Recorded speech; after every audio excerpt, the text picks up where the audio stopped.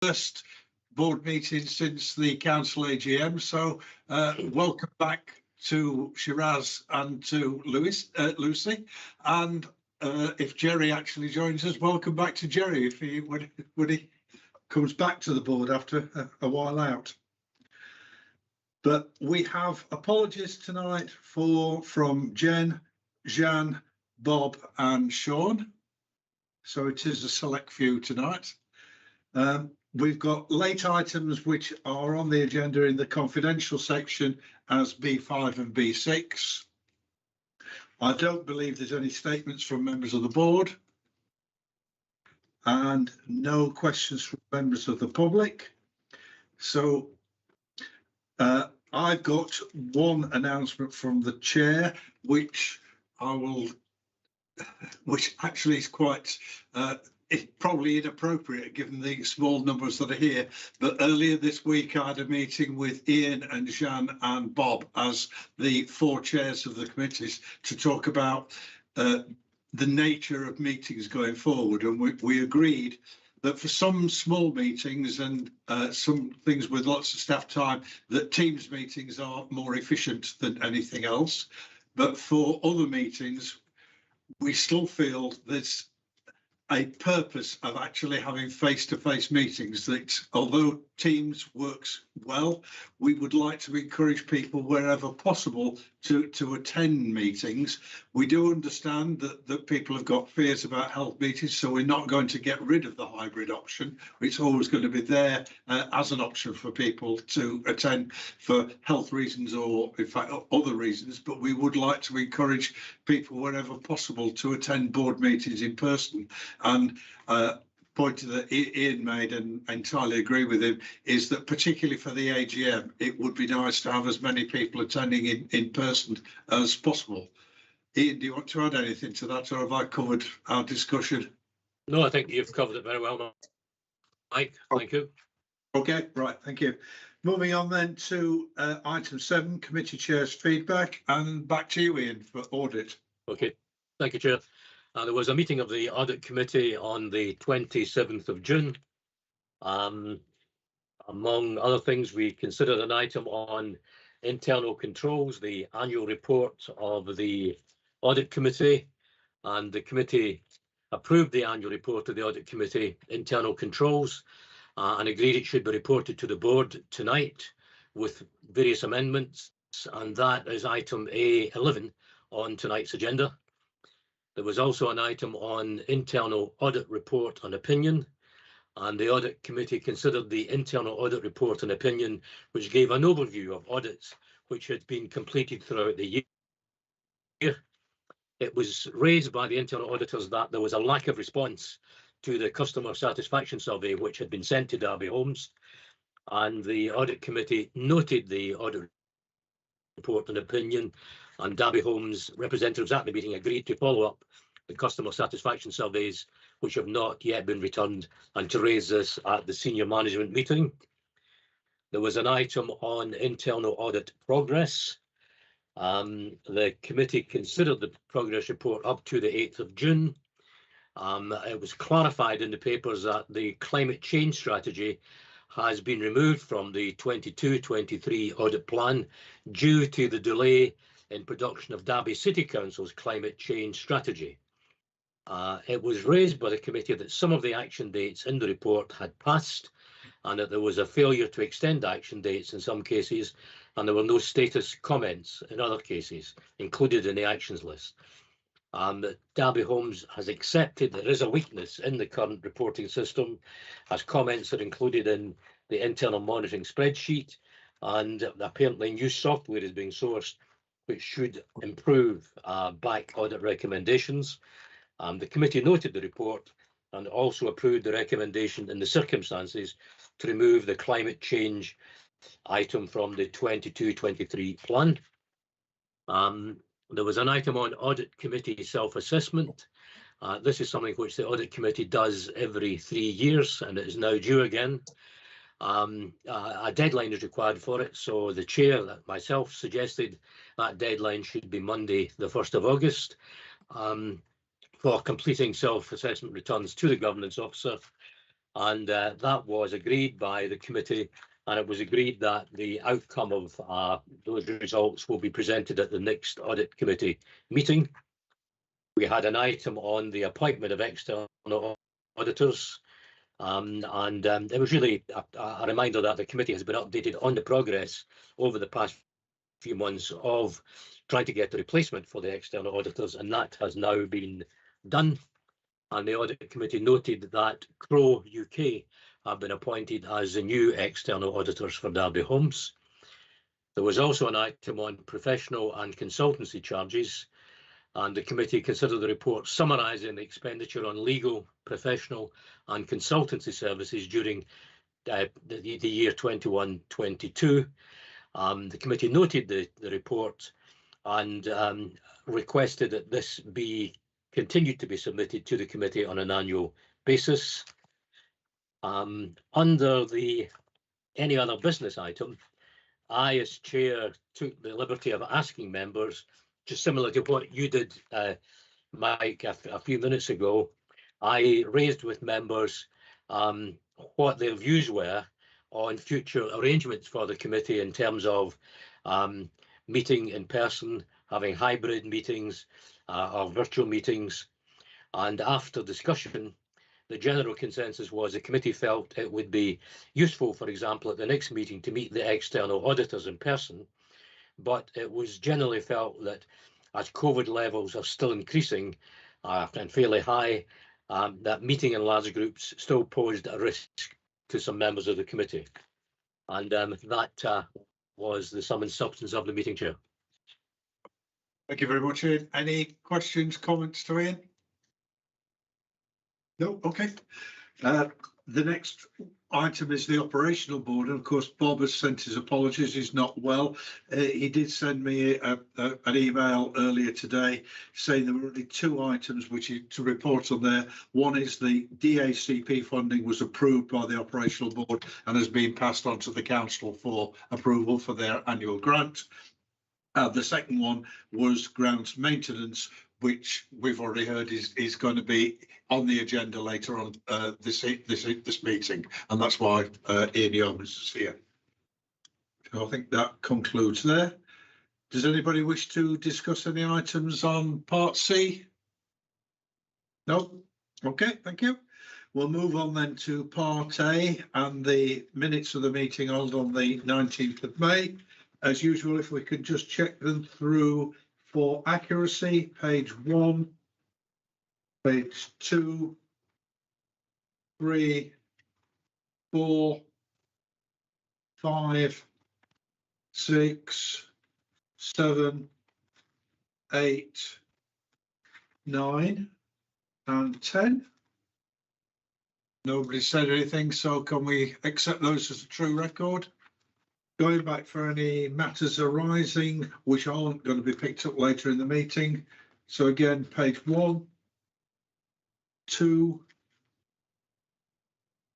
3, 4, 5, 6. On page 7, I think, Maria, you've got an update to 2281, the delivery plan. Yes, Chair, we just to update, senior management team are close to finalising the delivery plan now, and I'm aiming for it to be agreed by the council at the Strategic Partnership Board meeting in August. And then next year we'll get back on track with the usual timetable. Yeah, thank you, Maria. Moving on then to page 8, 9, and 10. Right, no further matters arising. A3 is outstanding actions, and I have to start with an apology that action 1 has not been completed at the moment, so but Taryn and I will be on it. And compliance update, Sean, there is an it's included in the report today, Chair. Yes, yeah, thank you. So moving on then, A5, Maria, your report.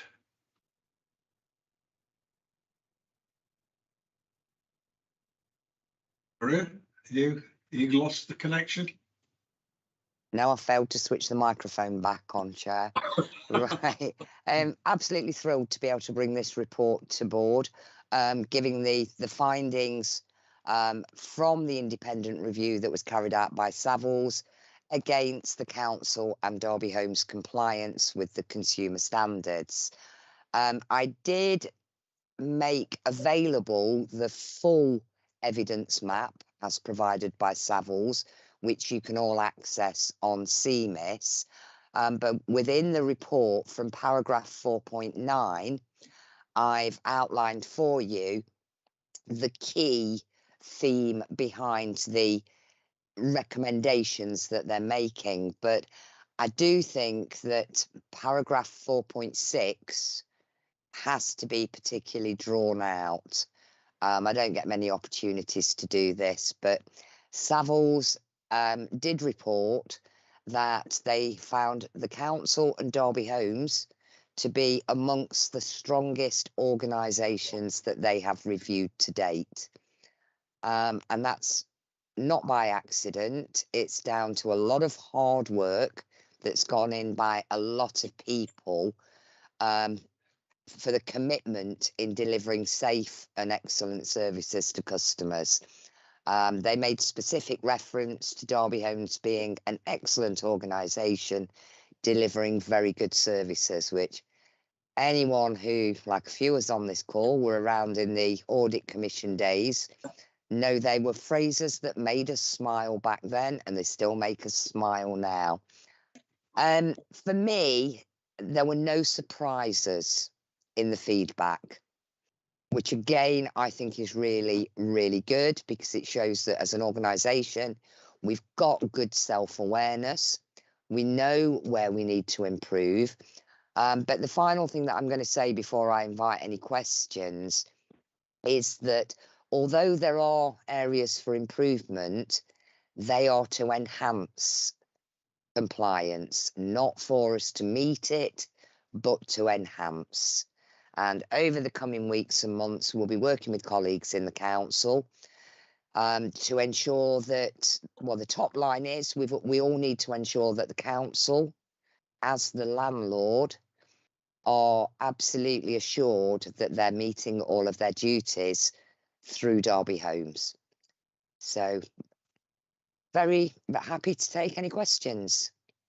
Not a question at this point, Maria, but just to amplify what you said, being in that meeting, it's one of the most pleasant meetings I've been to for a long time, actually, when, as you say, I think the first sentence of the report is, we just want to say that Derby Homes is one of the best organisations we've ever had to review. So, and it stayed at that high level. It was very, very good. As you said, what was pleasant is the fact that, yes, they made some suggestions, but there were no surprises there. There weren't things that came out to us that the senior management team were unaware of. There were things that we were aware of. But as you say, they are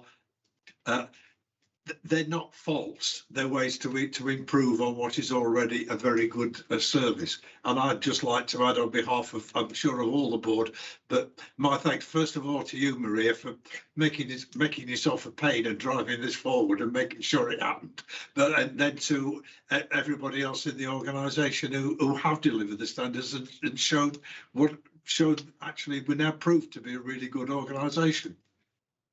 Any other Thanks, comments? Chair. Rachel, got Rachel's hand up, Chair. Right, yeah, right. Yeah, thanks, Mike. I mean, just to reinforce everything you've just said, really, I think those of us on the board who are very close to the organisation, we probably know that's the case, but having that validated externally is so wonderful. And, I've said before, I think that I talked to my colleagues in other parts of the country, and particularly to Nottingham City, and they are in awe of our relationship with the ALMO, how we work together on delivering really positive outcomes. And this is, reinforcing, how lucky we are to have an organisation of this quality. And then, slight downer, but we have some really big challenges to meet in the city around housing standards and quality and supply. But, we have an incredible organisation and partnership to try and tackle those issues. So I'm very well done to the whole board and the organisation. Thank you, Mike. Oh, Thank you for that, Rachel. Charlene, you've got your hand up. Yes, thank you. I just want to echo what everyone else has said. I think it's a brilliant outcome from that report. And I think it really shows how much work goes into creating a community. And that's what Derby Homes is about. It's not just a management company, for want of a better word. It really does care about its tenants. And I think that the way in which Derby Homes works, I think it's just wonderful that it's admired by other Almos. And yeah, I think congratulations to everyone. I have two boring questions, I guess. Not boring questions, but more just a little bit more detail around, if possible. Yeah. So 4.11, it looks as though we're saying that it's been recommended that tenants we provide a report to tenants about cleaning, caretaking, and ground maintenance works. And I was just wondering, I guess going from a conversation we had a few weeks ago, Maria and Mike, how would we look at communicating this to tenants in a way that is not dry, is more, you know, a bit of spark? Absolutely, Charlene. It's how do you communicate something in such a way that the audience want to read it? Yes. And that's going to be the challenge for our amazing communications team. Later on in the agenda today, we've got this year's annual report, which again is short, punchy, 5-minute read. And I think that we just have to keep giving bite-size information rather than pages and pages of incredibly lengthy text. But Ralph's probably scribbling as we're speaking. But you're absolutely right. Our comms team will look at getting this across in a punchy manner, because people haven't got the time to read lots and lots and lots. But we also need to be brave as well here, because it's not just about reporting how good you are. It's about reporting on when things haven't gone as well as you want it to. So it will be balanced. And I think also, just to follow on from that, I think thinking about the end reader and some of the tenants, I just think, and just from personal experience working with different people, I think sometimes people can be a little bit intimidated by information that seems not above their station, but maybe they feel out of their depth reading something. They're a tenant, but when it sounds very official, that can put fear into people sometimes, and they think, oh, I'm not sure if this is meant for me. So I think, Couldn't agree with you more. The language and the style is incredibly important, and hopefully when we get to the annual report on the agenda tonight, it would be great to get feedback on whether or not we've got it right, because a number of us were involved in proofreading and questioning and trying to achieve exactly what you've just described, Charlene. brilliant. And it's not always easy when you're talking about energy performance certificates and things like that. But we've had a good go, but we can always improve on it. Fantastic, thank you. And just finally from me very quickly, I've seen there were some actions from 4.11, 4.12 through to 4.14, and I was just wondering who is going to be responsible for implementing those specific points that have been agreed and recommendations made. Overarching responsibility stays with me, and then we have delegated it into each directorate, and a number of them will be picked up in different service action plans, Charlene, but I'll coordinate the overall monitoring to come back to board at regular timescales. Brilliant. Just congratulations again, you guys. Thank you. Charlene, any further questions and comments? Okay, right. Over to you then, Michael. Oh, sorry, just before that, in case anybody thinks I've forgotten A4, the urgent action required, there wasn't one. So A6, finance update, Michael. Yeah, thank you, Chair. I wasn't intending to go into any great levels of depth on each of the recommendations in this time's update. So I was happy to take queries. The only point I wanted to raise was in relation to paragraph 4.3, where we've highlighted a few pressures that are coming through from the early monitoring this year, and in reality these are likely to be permanent pressures, so we're going to have to find ways of financing them into next year's budget as well.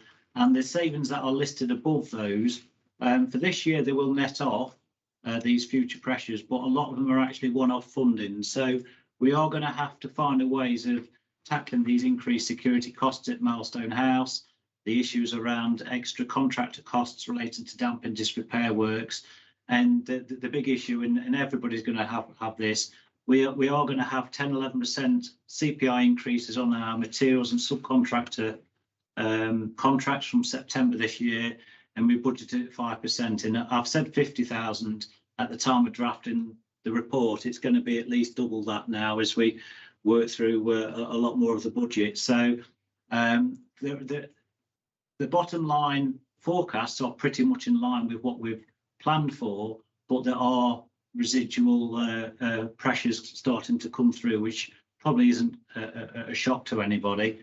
But happy to take questions on anything else in the report and ask for the 3 recommendations to be considered. Lucy, thank you. Thank you. And I'll just say as an aside, I really appreciated Maria's report. But this is looking, I want to say now, looking forward, and I think it's really helpful to have at this stage in the year, sort of the flagging up, Michael, the sort of things we've got to look at.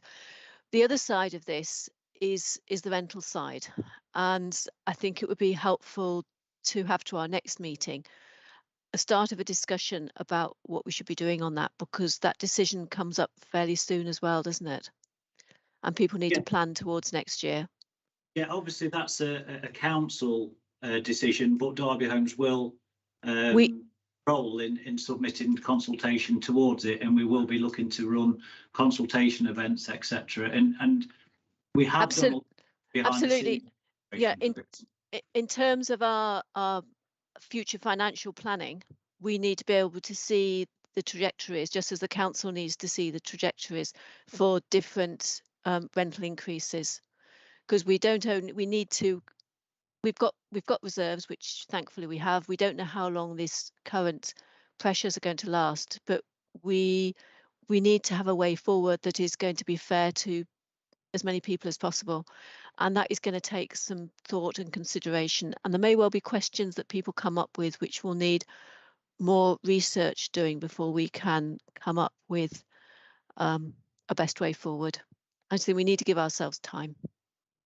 I totally agree, and I think from a council perspective as well, it is a cross-party discussion as well, because the HRA business plan is a 30-year plan, and it needs to be looked at it in that context, not just on a 1-year increase.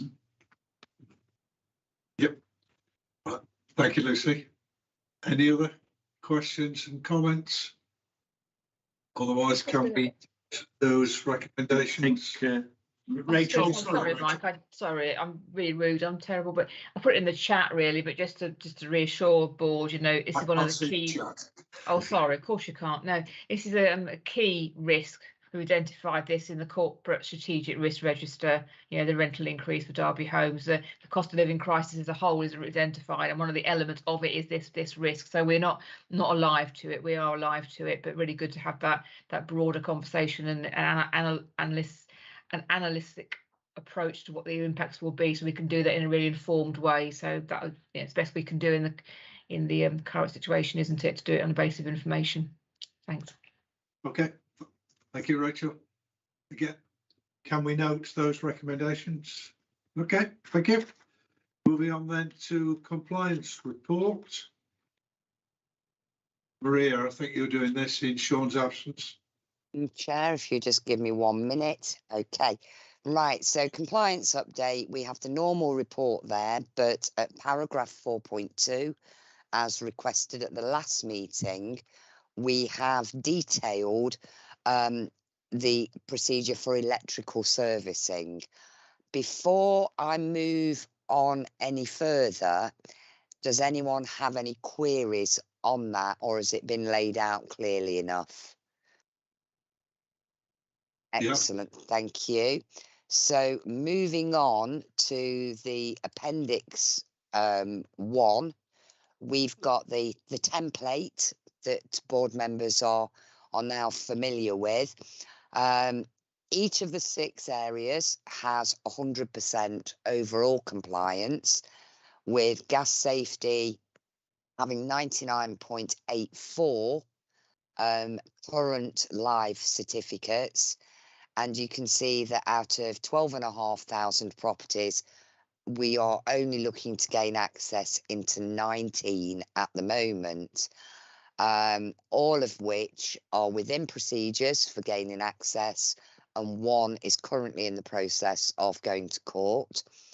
On electrical safety, we have 99.91% of all properties checked within the 5-year cycle that we've been operating. Obviously, everybody knows that that is exceeding the current 10-year requirement, so we're really well placed for when that alters. We have 11 properties that are outside of 5 years, 1 of which is in excess of 12 months. On that particular case, we are liaising with the council's legal team to move towards legal action to gain access. Does anyone have any other questions on the rest of the matrix? Nope. Oh, yep, Lucy.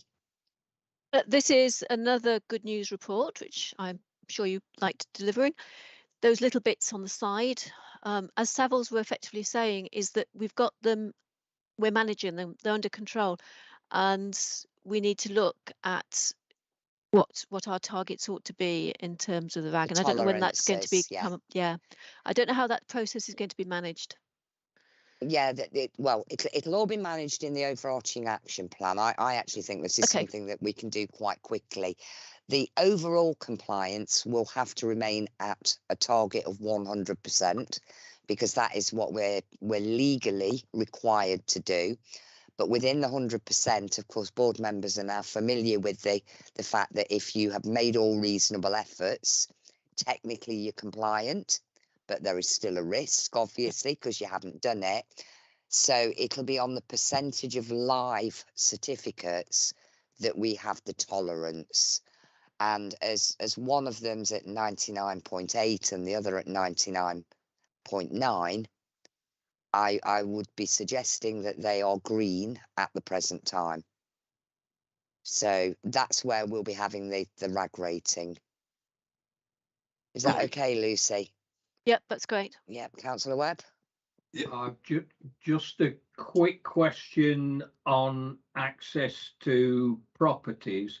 What is the cost of actually trying to take legal action against these tenants who won't allow us access? Because that's got to come at a cost and a risk to other tenants around them.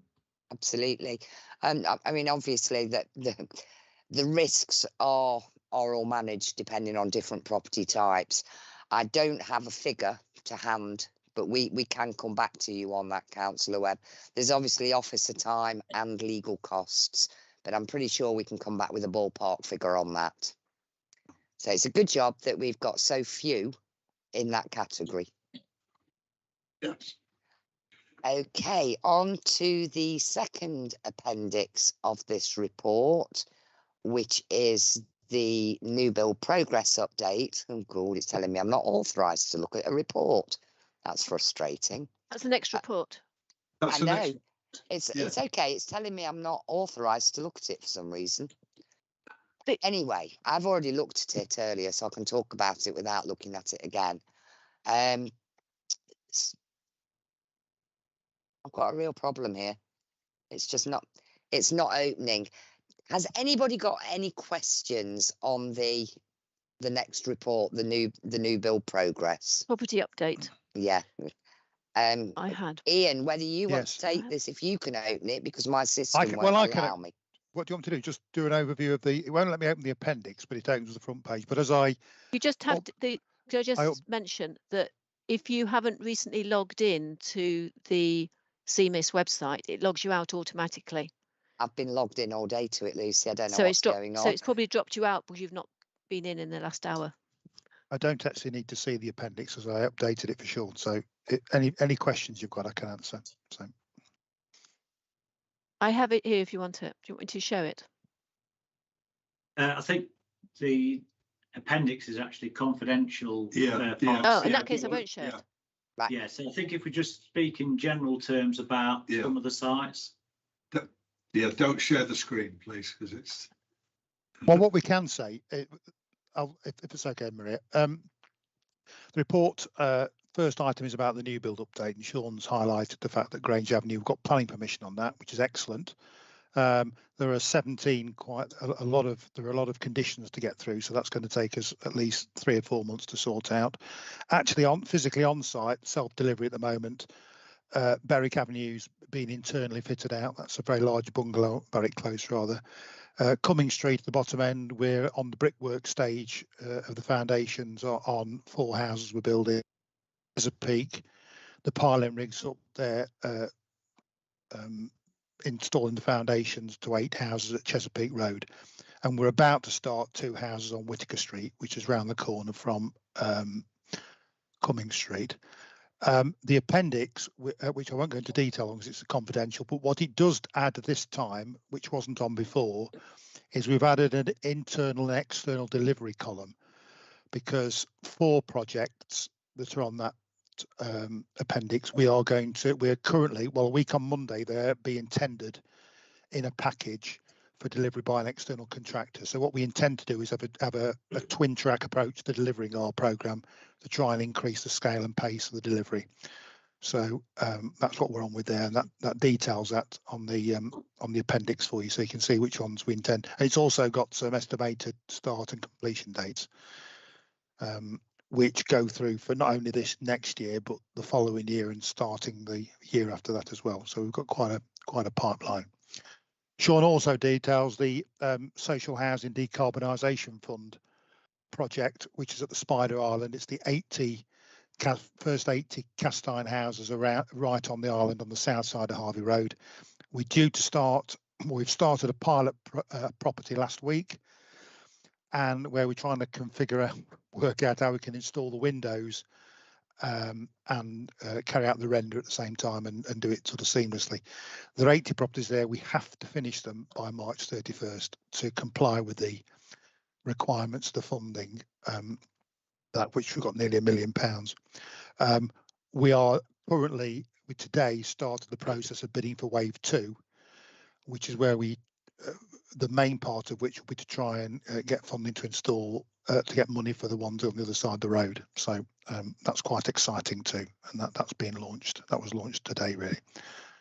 And also finally, Sean outlines the fact that the 3 blocks of flats at Knightsbridge, they're the last blocks at Mackworth, which we've got to install external wall insulation. The scaffolding was going up on the back elevation, the first one this afternoon. I drove past about 3:30. So the scaffolding's going up there ready to start, and they'll be done in parallel. It's the same contractor with the SHDF funded properties on Harvey Road. So that's both good news. That's eco-funded property. That's another funding stream. So jolly good news, really, generally overall. Thank you very much for that, Ian. Any questions, comments to Ian? Can we just note again what seems to be good news? Lucy. Thank you. On the appendix, which we can't show, I just wondered whether the estimated costs of the buildings had been reviewed recently in light of the current inflation levels, or whether that probably needs a review before we see it next. Some of the values seem well, the values in there, I think, on that aren't they per property? I think the average cost per bill per property. Per property, yes. So we constantly keep an eye on them. And you are looking at that. Yes, okay. and you're right. Inflation is. I mean, this week I got an email telling us that the cost of windows is going up 9%. So there's all sorts of things going on out there at the moment which you've got to keep an eye on. Yeah. But we also try and save money as well at the same time. So, you know. Lucy, I think one of the reasons why that headline cost per property looks low is it excludes the cost of land, because the land is owned by the HRA. So you could notionally add £20,000 to £30,000 cost per plot to those build out costs. Okay. Yeah, that makes sense. Thank you. Okay. Thank you, Mike.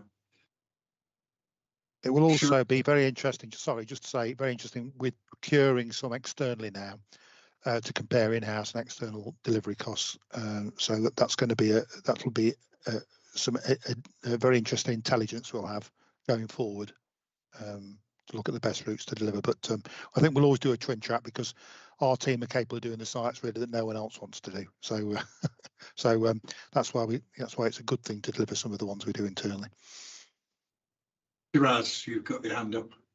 Yeah, thank you, Mike. Just very quickly, I just wanted a bit of clarity on the 5-a-year rule for the Paddler Centre, and also the 12 bungalows at the Nightingale Road thing. Are they sort of being acquired for, you know, us Derby homes, or is it? Sir Ross, can I just interrupt there? The Nightingale Road ones are on the confidential report, I think. Yeah, I've got an update on both of those. Yeah, if we can leave that to the confidential part of the meeting, Shiraz. Okay. Okay, any further questions, comments? Is the Padley Centre one on the confidential later on as well? It is, yes. Well, yeah. There is another. There's a part 2 to the property update, which is the confidential section. Okay. If we can then move on then to A9, the health and safety update. Okay, that one. You were at the meeting, yeah. Tarrant, yeah? I was at the meeting earlier on with Ian, where we went through the recent health and safety performance and current issues. This report is to bring those that report here and the information here, and it's for noting, but happy to take any questions if there are any. Okay, any questions, Tarrant? Ian, do you want to add anything? No, Tarrant's covered it very well, thank you. Okay, right, thank you. If we can then move on to A10, which is the grounds maintenance service for operational board. Just before I go to Ian, can I just like to stress the importance of this? I can't remember how long we've had an operational board, but it's certainly a fair few number of years, and this is the first time that something from the operational board has been reported back up to the main board for discussion. So I think that just underlines that the seriousness of this issue and the way that we're looking at it. It is something that is causing such concern to the members of the operational board that it has been referred up here. Ian, then you've got the report. I believe you're taking us through this. Yes, I'll just. Chair, can I just jump in? Yeah. Charlene's got a hand up. Oh, yes, sorry, Charlene. Hi, yeah, no problem at all, guys. I guess it actually goes on from what Mike said. I used to sit on the operational board, and when I saw this in the report, it's a real shame that Jean and Bob aren't here, because I was really concerned to see something like this be escalated to the main board. I was sitting on the operational board in 2019, and I was fairly vocal about what my thoughts were. Don't want to steal your thunder, Ian, in terms of going through what we're going to discuss, but some of the options here, I mean, I think the operational board is really important, and the fact that they've not been able to resolve this since I left that board and came to here, I think it really means that we should do something. And without skipping ahead, I really have no idea why we're dealing with a company that doesn't meet our service level agreements, and they haven't done since 2019 and previously. But that's just, I don't want to be a Debbie Downer on this part, but I just feel, having sat on that board, it's really important that we look at this for the residents. Thank you, Charlotte. Ian. Thank you, Chair.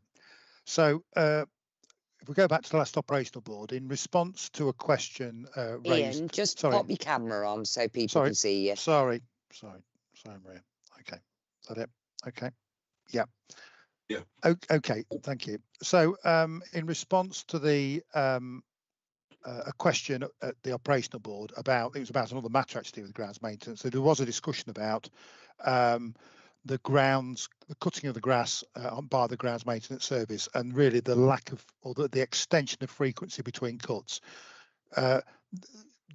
The board member who raised the issue, their scheme was about to have the third cut of the year, and the site looked unkempt. It wasn't in good condition at all. Okay, there'd been a lot of vigorous spring growth, but we get that every year. This was really backed up a little bit by, we'd had an SMT meeting where Maria had been on a back to the floor day, and she'd come back, and one of the things she picked up on was that a number of the schemes to the southwest of the city were looking as though they were in need of the grass being cut, and so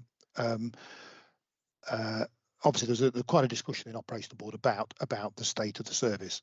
So what I've done is, because I came back to Derby Homes, or came to Derby Homes in October 2019, and I think we talked about this at November 2019 at the meeting there, which is the first one I remember, where we had quite a detailed report because performance hadn't been great, but there was an agreement there where we would put some additional investment in some extra members of staff, and some extra plant and equipment, and that there was a further proposal that we perhaps increase the staff even further from 32 to 36 should the performance improve and the frequency of cuts improve and the general feedback be better.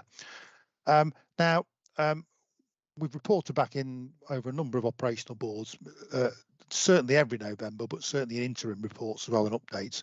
And we do have to contextualise the delivery of the service with, we mustn't forget the impact of COVID on the contractor here. The fact is, for not only did their staff suffer from COVID and they were down on numbers, but also a lot of their staff were seconded onto other areas of service delivery during the period. So which I think I've reflected that in the report, but so that really placed great strain on the service during the period. However, this year they are at full establishment of 32, although I think I've alluded in the report, between 10 and 12 at any one time are agency staff. They just are unable, seem to hold on to staff.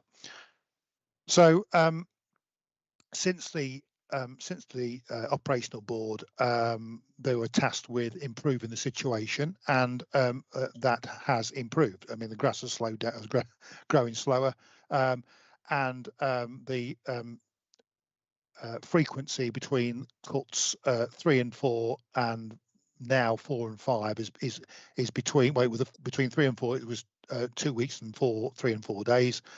And between cuts 4 and 5, it was 3 weeks. So service has improved. The sites do look a lot better. All of them look better. But that has been achieved by allocating 24 people onto the grounds maintenance service for that period. And as a consequence of that, that's meant instead of having 10 on the garden service, they've had 8. Which has meant that the frequency on the garden service, which was excellent in the first 3 months of the year, has got worse, slightly worse. So where are we at? Derby Street Pride are actively looking constantly for additional staff, permanent staff. There's a number of initiatives outlined in the report, but they also are starting to indicate now that really having a team of 32 isn't sufficient to deliver our service standards. So what I'm suggesting is that rather than, as we normally do, present a report to operational board in November, where again service may not overall be to standard, we need to start thinking about what our options could be and what we're willing to look at in terms of building up some sort of options appraisal as to how we move the service forward. What we can say is we have extremely good relations with Street Pride, and there are lots and lots of benefits to using them, and they have been impacted seriously by COVID. So one can't forget that. What can't be going along in 2022 and forgetting that, because they really were. So anyway, so happy to ask questions. Oh, there is a finance section in there which reports the current level expenditure on the grounds maintenance service, and for both garden and Derby Homes are subsidised service when after one takes into account the contributions from service charge payers. So it is costing Derby Homes, more than we're getting in to deliver that service. So that has to be taken into account as well in considering what the options might be. I'm open to any suggestions and ideas we want to investigate further, because what we are going to have to do when we come to the next budget round is come up with some seriously costed out proposals as to how we think we want to move forward. Okay. Charlie, is your hand up again, or was it still up from last time? I'm sorry, it was up from last time. My apologies. Right. In that case, I've got Maria and Rachel indicating. Maria? Yeah, thanks, Chair. I'm going to use the benefit of my experience here just to make some comments. I really, there are some board members that I'm looking at now that will remember we had not dissimilar issues with private contractors previously. I personally think we have a much, much better prospect of negotiating the way forward, working with colleagues in Street Pride. I've been talking to the director, Sam Dennis, and she has asked me to pass on her complete commitment to improving the service levels that we've experienced this year. And personally, I would want to be involved in discussions around the management, because I do think there's an opportunity for us to talk to Street Pride here, because I find it hilarious that it's one area of our businesses that we still have duplication in terms of management and supervision. So there might well be mutual benefits there that we can actually save our customers some money. I think for me, the biggest issue is around recruitment. And that is not something that any of us are facing in isolation. It's a problem that we're experiencing more and more. So again, something I'd like to be involved in is to talk about our methods of procurement. Are we actually reaching out, looking for the right people in the right places? Are we offering partnerships with Broomfield College for people to come through on apprenticeships? I think there's lots of options. I'm certainly not saying it's dead in a ditch. And that's my comment, Chair. Okay, thank you, Rachel. I mean, I echo some of the things that Maria has just said, and I think I probably need to express, my extreme disappointment to have got to this point in the board meeting around this issue. I think we've worked really well in the last 3 years and probably before that to create a different culture about how we work together as organisations. I treat Derby Homes as part of the council. Clearly, there's an arm's length relationship, and we all recognise that. But in reality, working together to solve common problems for our city has been a really important mantra. And I've been really clear with all of my teams, and there has been some cultural challenges in doing that, as many people will know, about changing that narrative and not seeing Derby Homes as something extra, as something other, as something different, as something to be in conflict with. So I make that point first of all. Maria's point about recruitment is the issue. So if you think it's an easy way of solving this by taking control and going back and recruiting yourself, it's exactly the same problem we've got in Street Pride. So we have the market, the labour market is not there, and we need to be really creative and quite transformative about how we try and capture some of that labour, which you can see from the report Street Pride are doing, being some really imaginative work there around trying to attract different people, different opportunities, different packages of employment, different benefits, trying to be really creative in that marketplace. And the last thing I would like us to do is to get into a position where we're competing for that labour force rather than working together and trying to solve it. And my last point, I suppose, would be that I am absolutely aware that there have been issues with certain services in the past. I think I alluded to that in what I said at the beginning about the relationship we have with organisations, but within Derby Homes, and a perception that Derby Homes is not the council, and therefore it's a conflicted relationship. We have tried so hard to change that.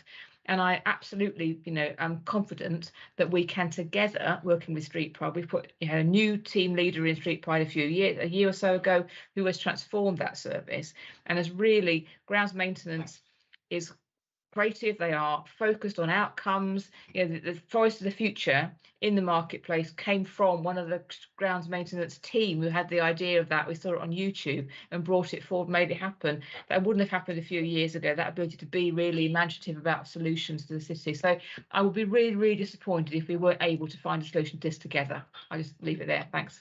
Mike. Thank you. Ian. Thank you, Chair. Just some questions and comments I wanted to make. One was that the wilding of grass areas seems to be quite popular in some local authority areas, and certainly farmers have been encouraged to leave fields wild, and I just wonder whether any consideration has been given to leaving some of the areas we're talking about sort of wild, let the grass grow, maybe cut round the edge of it, but not do as much grass cutting, which you could do easily if with fewer people, and that might be a part solution. But I just wonder what the general view is on leaving areas wild and encouraging wildlife to grow and live there. Secondly, the report mentions that there seem to be a number of agency staff. In my experience, agency staff are almost inevitably paid more than normal staff. And is that something that's costing us money that we could perhaps get over by paying internal staff more? Ian spoke, I thought, quite positively about the Street Pride operation, and I'm just wondering whether anyone was at the operations board saying the sort of things that Ian said, or whether they took their decision to bring this up to the main board without the benefit of the sort of comments that Ian has made here. I'm always in favour of I've never been in any local authority where there wasn't a problem with grass cutting. It's a national issue, and you don't pay people very much, and therefore you sometimes don't have the exact outcome you wanted. But if there are a number of positive things about the present operation, I certainly would be in favour of discussion around what's happening at present to see how that could perhaps be supported and boosted as an initial go at this, without throwing the baby out with the bathwater and then sort of Derby Homes starting afresh with something which I suspect will be just as difficult to run inside Derby Homes as via Street Pride. But I wonder what the answer is. Has any thought been given to leaving grass areas wild and not doing so much grass cutting? Can I say yes? Sorry, yes, on 2 or 3 areas with the trial in some rewilded areas with footways around or through them. So yes, that is being carried out, tried out. Just 2 other points you made. The discussion at the last operations board, there wasn't a report to the operations board. All there was, it actually came out of a question about, I responded to a question about winter works, which I detailed what had happened the previous winter, and then it just happened to be that the board member's site where he lived hadn't been cut, and well, actually it was cut on the day before the board meeting, coincidentally. Nothing to do with me, but it was. So it wasn't really a debate about this. So there wasn't a chance to sort of talk holistically about, Street Pride's approach and that sort of thing. And the management is proactive and enthusiastic, and a credit to the council really. So it is something that can build. And just one other thing, I have procured personally in my career the grass cutting service twice, and terminated the contracts of both after 1 year, because all they did was employ a lot of agency staff. In fact, they were all agency staff, and we had no continuity of even supervision.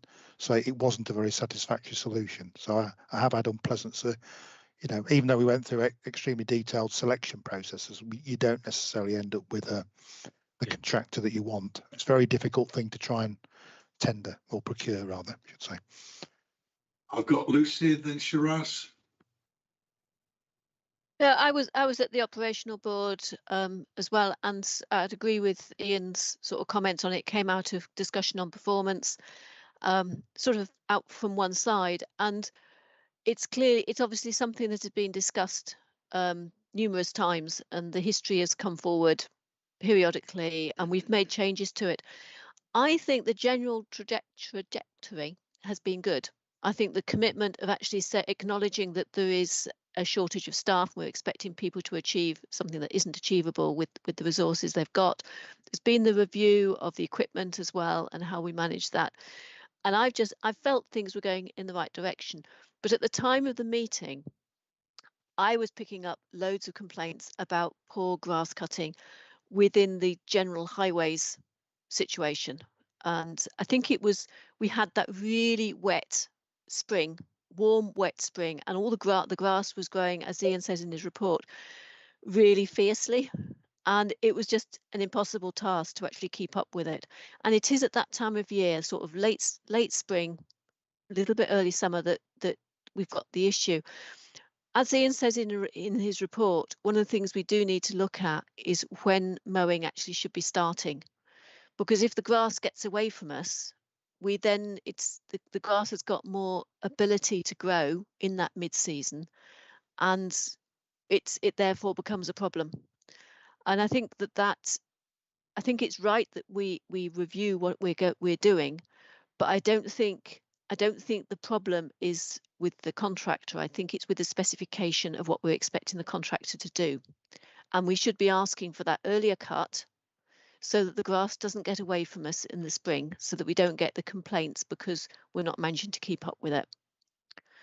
You know, people are cutting their own grass and their own lawns right through into December. They're starting again in January, February if it's dry enough.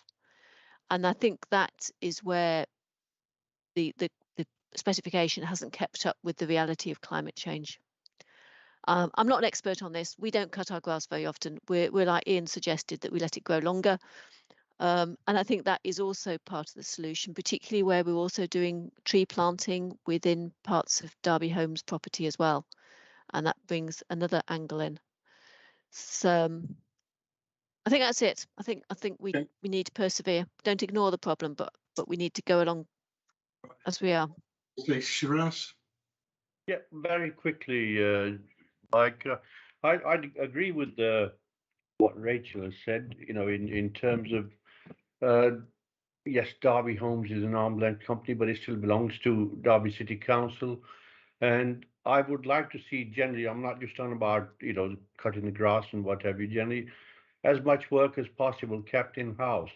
The last thing we want is competition, you know, to do with Derby Homes and Derby City Council, because as we all know, competition brings conflict. And you know, sort of, if that was the case 3-4 years down the line, we don't want to be sort of looking at what Nottingham's done and bring the housing stock back into you know, the control of the city council. So yes, we would, you know, have to look at recruitment, whether we pay enough, whether we train enough, whether it's the hours, and where possible, we should recruit and try to keep those that we recruit and not look for agency work, because anybody who's, you know, employed agency staff or anything, or you know, whatever, they yes, they come in, do as little as possible, try and get by, because they know that it's, you know, it's not a regular job for them. So if we have our own recruitment process, we have our own staff,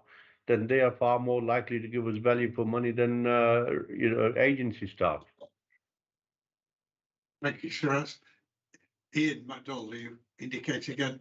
Yeah, just a postscript to what I said earlier.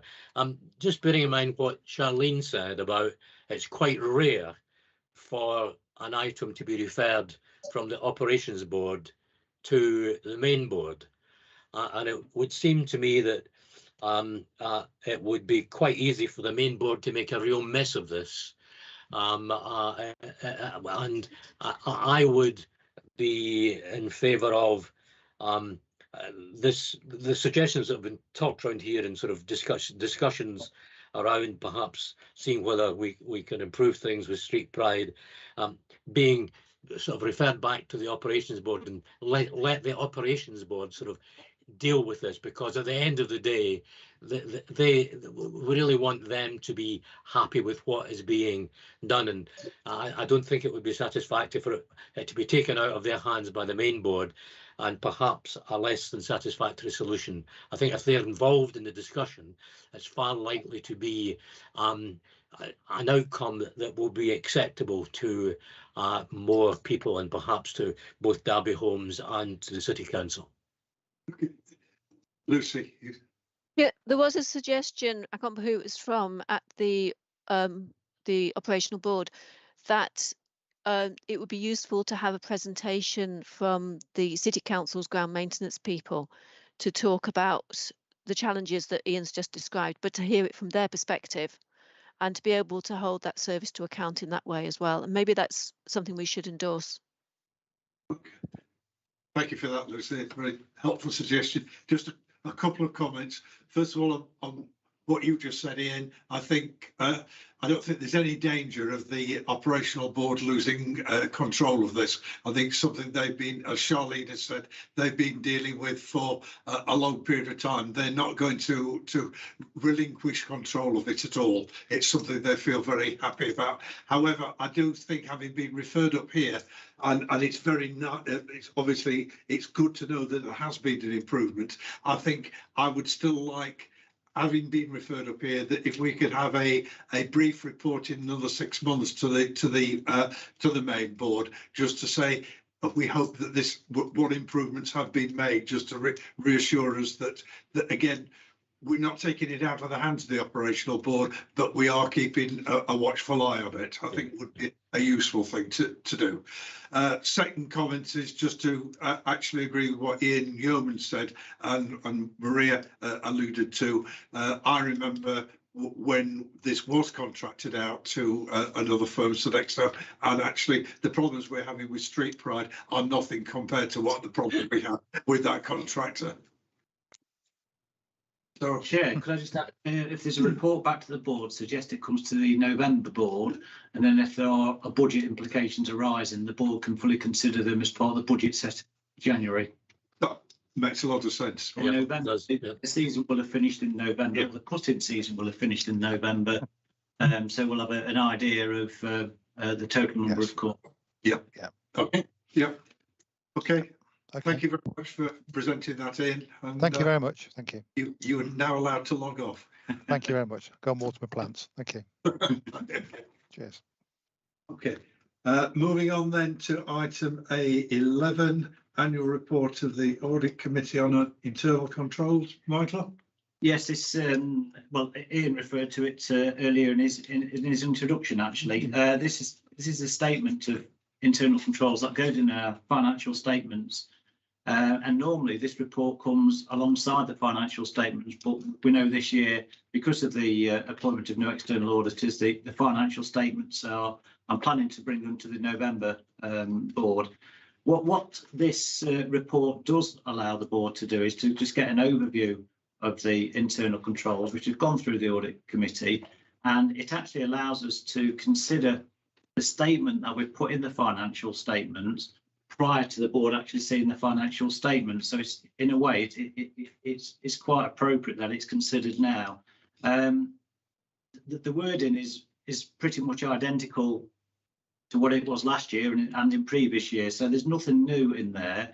And I was just going to happy to take any comments on anything specifically in there. But again, just to reassure you that this has gone through the audit committee, and the audit committee have recommended it through to the board. Ian, do you wish to add anything to that? No, the audit committee was happy with it, and I do recall that someone raised, I think it was last year, something about the wording, and the auditors were quick to point out that the wording is specific. You know, it's a sort of that some of the wording is a legal requirement. It's not just a matter of the way someone's written it. There are some of these words are sort of supposed to be the way they are. Yeah, right. Thank you, Ian. You've all had a chance to read it. Are you happy that I sign this on behalf of the board? Okay, right. Thank you. A12 then, Modern Slavery Act. Taryn, I believe you're doing this. Thank you. The board will remember the modern slavery policy came to the board at the last meeting. Following that, we are obligated to publish a modern slavery statement. That statement details the actions we have taken in relation to modern slavery in the previous year. The statement is attached as an appendix and it details what we have done last year. I'm asking the board to sign that off. And one of the requirements of that is that we publish that in a prominent place. Also from this year, there will be publication on a national website where all organisations and the public can check what local authorities and local businesses who this act applies to have done in relation to modern slavery. Okay. Again, any questions and comments? Ian? Chair, I'm just looking at page 47 of 87, and I'm raising this because if this is going to be sort of sent round as a statement from Derby Homes, it occurred to me when I read it that some of the wording didn't read quite right. Under the at the top there, actions taken, it says we include clauses, contracts around compliance. I think that should be we include clauses in contracts around compliance with modern slavery. And in the next line, I think it should say prospective contractors are made aware of the need for compliance with the Act. Now, that's just my view, but it seemed to me it didn't read quite smoothly the way it is. And I'm suggesting that perhaps the addition of these words might, if it's going to be, if we're putting something out as a statement from Derby Homes, I think the wording of the English contained within the phrases must read sort of correctly. And I don't think it does at the moment. Okay. Thank you, Ian. I think we can agree to that. Lucy? Yeah, similarly, in my reading of it, the thing that jumped out at me was the second paragraph under background, Derby Homes, what it does, and it doesn't say builds houses, and I think it ought to add in that we construct them as well.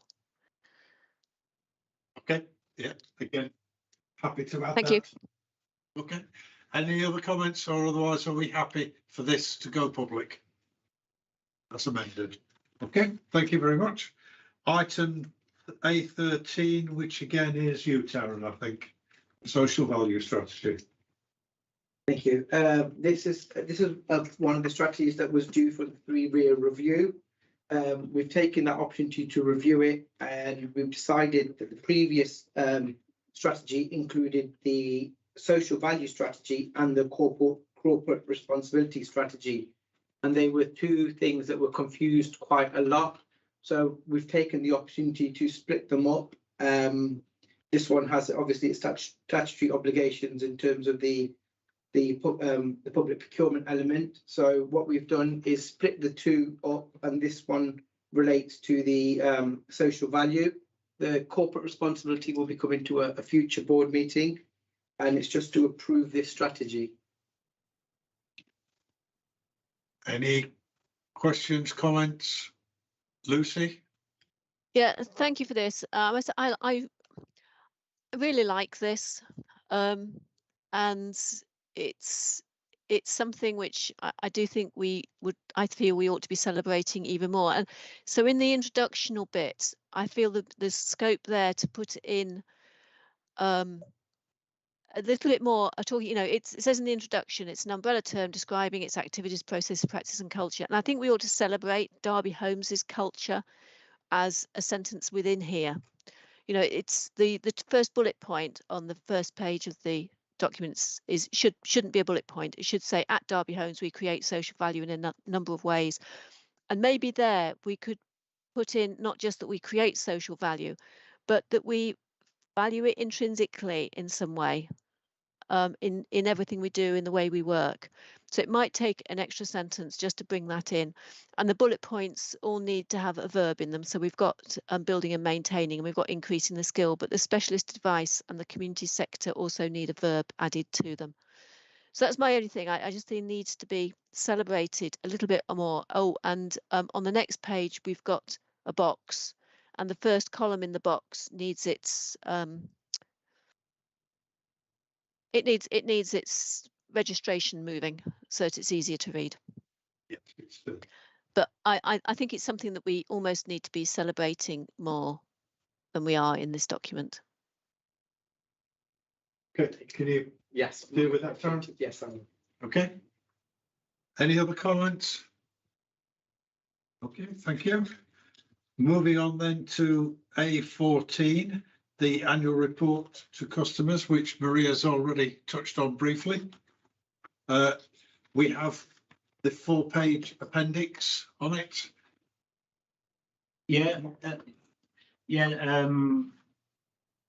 I wasn't going to go through in too much detail the actual detailed report, but we thought we would actually go through the appendix because that's the one that's literally at the printers at the minute and is going to go onto tenants' doorsteps in a couple of weeks' time alongside the new version of Derby Homes News. So we did get some quite good feedback from Customer Voice a couple of years ago when they were asking for a shorter, snappier report. And last year's report was this format, and we've just replicated it again this year. And you can see the actual format of it is very, very high level, very bullet point, very numbers focused, quite pictorial as well. There's not a lot of detail or narrative behind it, but it's designed to give people a snapshot on things like performance and how your rent is spent and efficiency ratings of the properties, etc. So I think initially it'd be worthwhile just considering if we think this format is suitable, because one of the things coming out of the Savills review for both Derby Homes and the council is for us to have a one-stop shop area to report on performance. And we thought replicating this type of style on perhaps on a quarterly basis on our website would be a good place for greater visibility of our performance. So initially, what are our thoughts on the format of this in a short 4-page type of summary? Right. But before I go to you, Lucy, I see your hand up. I'm going to throw this back at Charlene, picking up the comments that she made earlier about snappy reporting and making it readable. Any views particularly on this, Charlene?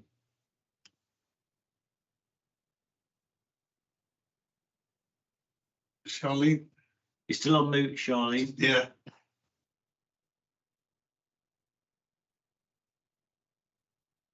It's obviously that good she's speechless. Do you want to go to Lucy? Sorry. Oh, here she is. Sorry, my computer completely froze on me.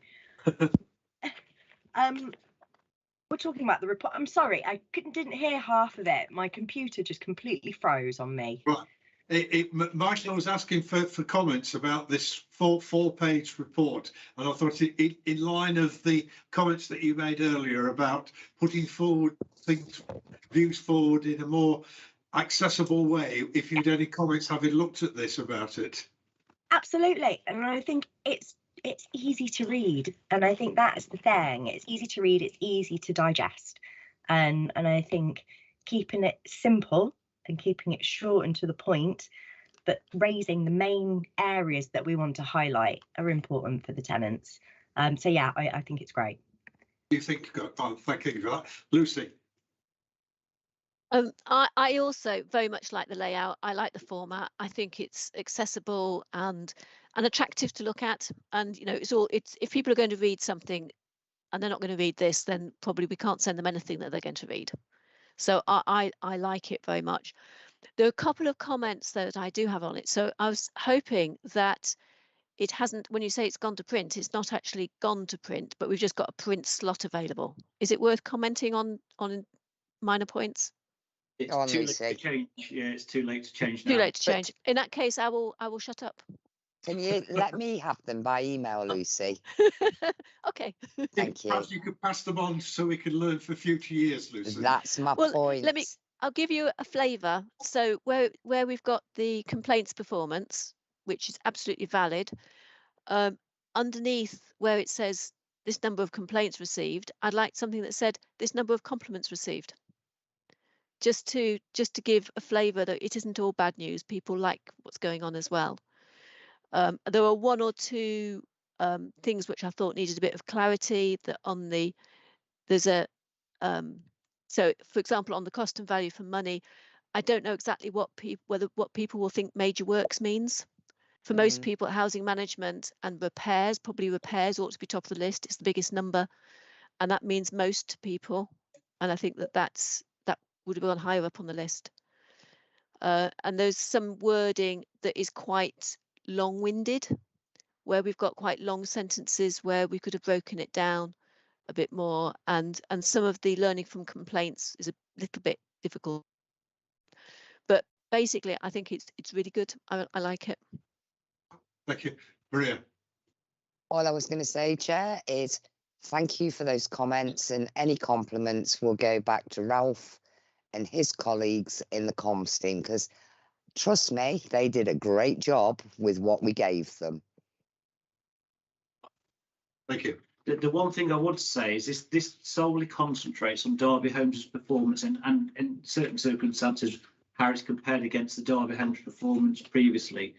On this style of report, there's no context to how the performance is against sector norms from Housemark or something like that. So, and what we will have to do as part of the consumer standards is introduce an element of benchmarking. So the trouble is, as soon as you do that, you're adding a lot more data to the report. And I think we can just link it, put a link in to compare us against others. Yeah. Mm. Yeah, I mean, as you say, something we're going to have to do. We're going to look at a way of doing it without getting away from the short, snappy report that we've got. Yep. Okay. Any other comments on that then? If no, we'll move on to A15 forward plan. I think, Michael, you've got a slight amendment to it too. Which one's this? Sorry, this is the forward plan. Sorry, yes. For November. Yeah, it's just to note that we're intending to take bring the financial statements for 21-22 to the November meeting. We've had our first preparation meeting with the external auditors, and they're planning to be on site in September or late September, and we're looking for various sign-offs, trying to then get it to the October audit committee for them to review, and then to main board in November. So that's just to add an extra report to that meeting. Agree to that amendment, and then note that final item in the item A, A16 disclosures under the Insurance Act. There aren't any further ones. So that brings to an end the open bit of the meeting. Can I thank anybody who has been watching us for their interest, watching us on YouTube, and ask if we can now turn off that YouTube feed.